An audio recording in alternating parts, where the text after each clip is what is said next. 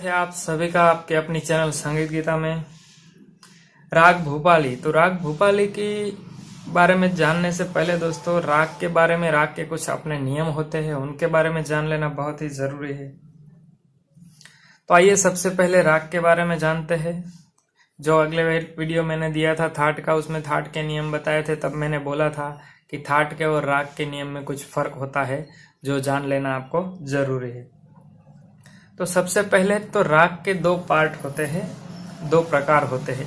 एक पहला है आश्रय राग और दूसरा है जनक राग। ध्यान से सुनिएगा दोस्तों, आगे जाके बहुत काम आने वाला है, इसलिए याद रखिएगा, नोट कर लीजिएगा। राग के दो प्रकार होते हैं।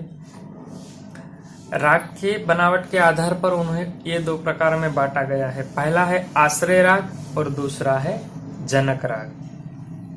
तो आश्रय राग किसे कहते हैं दोस्तों? तो जिस प्रसिद्ध राग का नाम थाट को दिया जाता है। माने कि अगर भैरवी है तो भैरवी थाट भी है और भैरवी एक राग भी है, जिसमें भैरव थाट में भी सभी कोमल लगते हैं और भैरवी राग में भी रेग ध्वनि कोमल लगते हैं। तो इस प्रकार के जो राग होते हैं उन्हें हम आश्रय राग कहते हैं। और दूसरा पार्ट है जनक राग। तो आश्रय राग जो है, ये भैरवी जो मैंने एग्जाम्पल दिया आश्रय राग का, उन आश्रय रागों के आधार पर से जो निर्मित होते हैं, उनमें से जो बनाए जाते हैं, उन सभी रागों को जनक राग कहता है। फिर आइए जानते हैं राग के कुछ थोड़े बहुत नियम है, जो बेसिक नॉलेज के लिए आप जान लीजिएगा।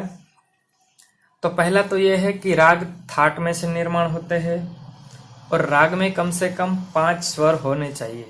अभी हम जो भोपाली के बारे में जानेंगे तो उसमें सा रे ग सा, ये 5 ये 6 हो गए, ये तार सप्तक का सा लेके, बाकी तो इसमें 5 है, सा रे ग ध, ठीक है। तो इस प्रकार राग में कम से कम 5 स्वर होने चाहिए।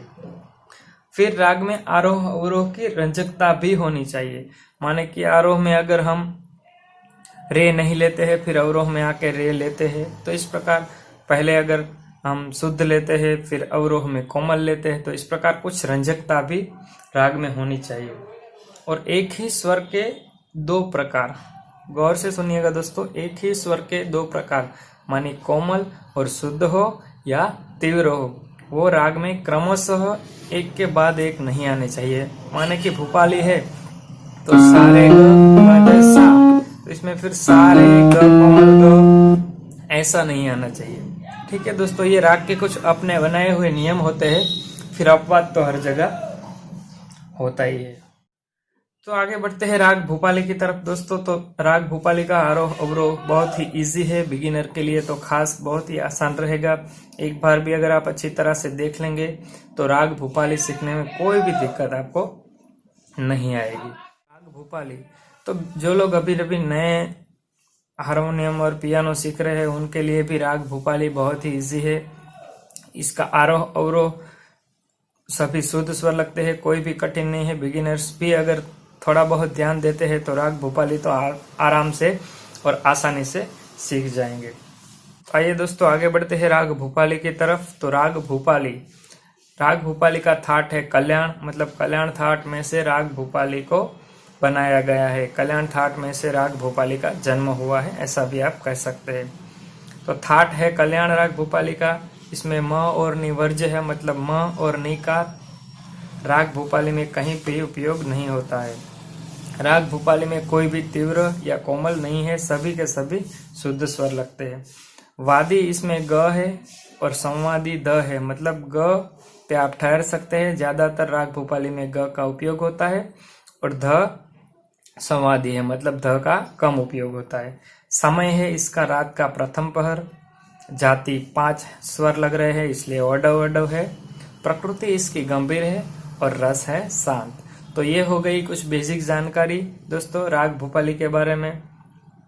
और जो लोग नए जुड़े हैं उन्हें मेरी ये गुजारिश है कि अभी तक आपने चैनल संगीत गीता को सब्सक्राइब नहीं किया है तो प्लीज सब्सक्राइब करके बेल आइकन को प्रेस करें, ताकि आने वाला हर एक वीडियो सबसे पहले आपकी स्क्रीन के ऊपर हो। तो फिर से देख लेते हैं दोस्तों राग भूपाली का आरोह और अवरोह, फिर आगे बढ़ते हैं कुछ गानों की तरफ। तो राग भूपाली का आरोह है सा रे ग प ध सा सा ध प बार सा रे ग प ध सा ध प ग रे सा। फिर आप इस तरह अगर बजाएंगे ग रे प ग ध प ग सा रे ग प ग रे सा। इस तरह आलाप करने से राग भूपाली का स्वरूप प्रकट होता है। फिर एक बार देख लेते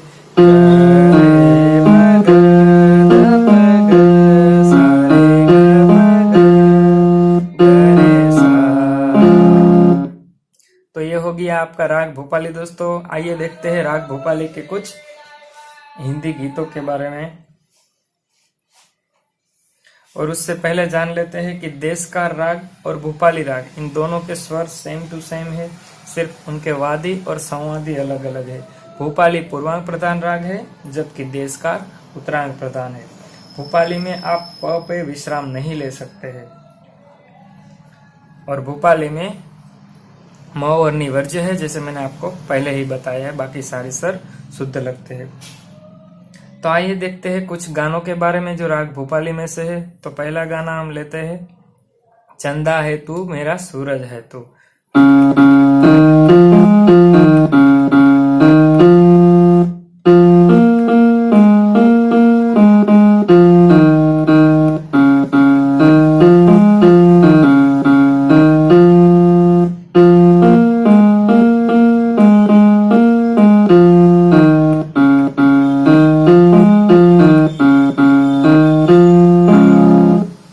फिर अगला गाना दोस्तों लेते हैं राग भूपाली का ही है तुम हमसे ना कुछ कह पाए हम तुमसे ना कुछ कह पाए।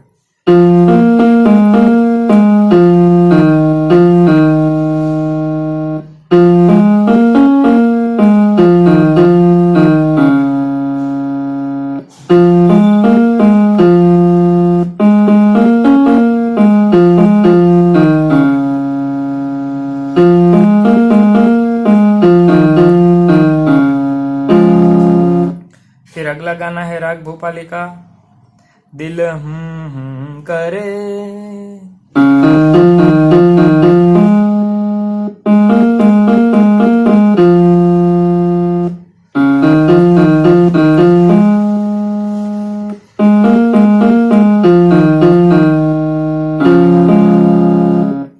फिर अगला गाना राग भूपाली का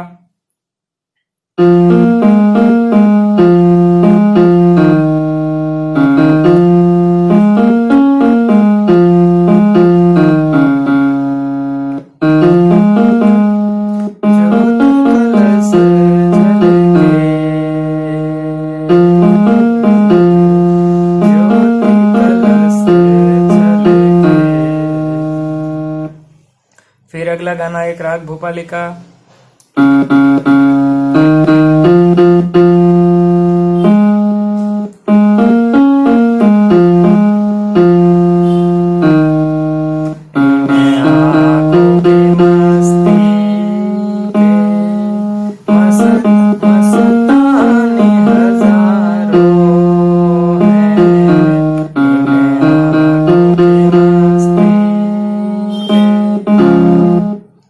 फिर अगला गाना है दोस्तों राग भूपाली का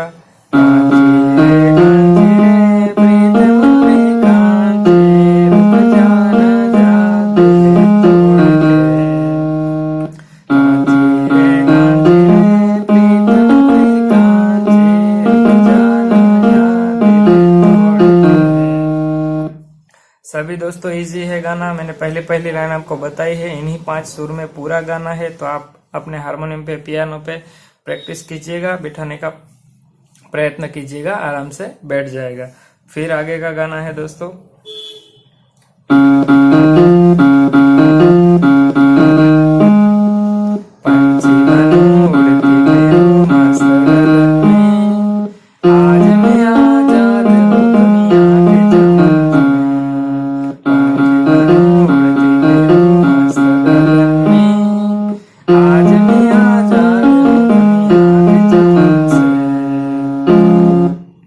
फिर अगला गाना है राग भूपाली का जो कि तार सप्तक की ओर ज्यादा जाता है।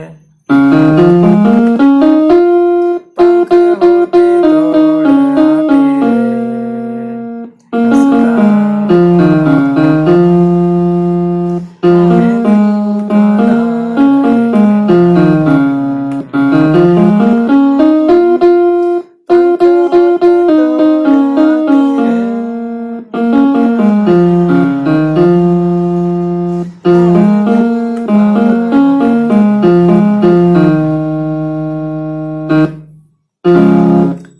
गाने थे दोस्तों राग भोपाली के, जिसकी मैंने एक एक लाइन आपको बताई है। आप आराम से अच्छी तरह से प्रैक्टिस कीजिएगा। गाना बैठने का पूरा गाना ऐसे ही सुरों में से है, इनमें से कहीं बाहर नहीं जाने वाला है।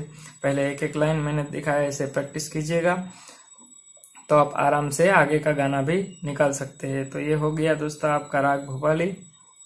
थैंक यू, धन्यवाद।